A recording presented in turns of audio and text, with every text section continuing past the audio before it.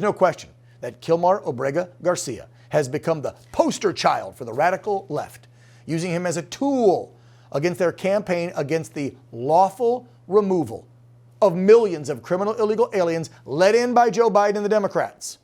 That's why it should come as no surprise that the far left organization behind a rally on Monday for this gangbanger, this human trafficker, this domestic abuser, guess who paid for it? Direct ties to nonprofits connected to George Soros. Monday's stunt was put on by the far left group called Casa. Soros' Open Society Foundation has thrown millions of dollars into the Casa nonprofit, which advocates, to help illegals get out of their immigration problems. Of course they do.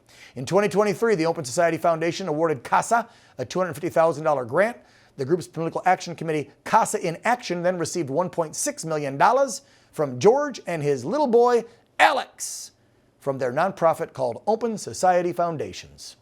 President Trump is now contemplating RICO charges against old Georgie and his equally detestable evil little son, Alex Soros.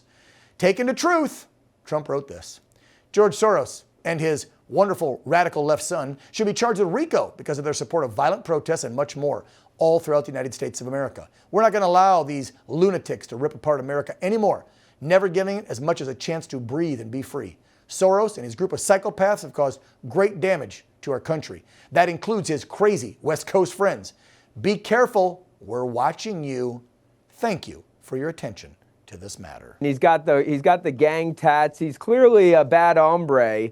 All of these charges, I mean, there's a lot of smoke and certainly some fire, like you said, the 911 calls. So, and then this organization Casa, I mean, Donald Trump's Truth Social post on Soros is excellent, but the thing about RICO is it goes a whole lot further. It's a whole racketeering enterprise. And so he mentioned the West Coast. He may be alluding to, we had a story on CHIRLA, the Coalition for Humane Immigrant Rights in Los Angeles. They were the ones behind these riots against ICE, these anti-ICE riots. Oh, right. When they did the No Kings Day and started those violent riots a couple months back. So you're saying that group that organized that out here in Cali, where I unfortunately live, is connected to Soros, and you think that's what Trump was alluding to when he said your West Coast friends?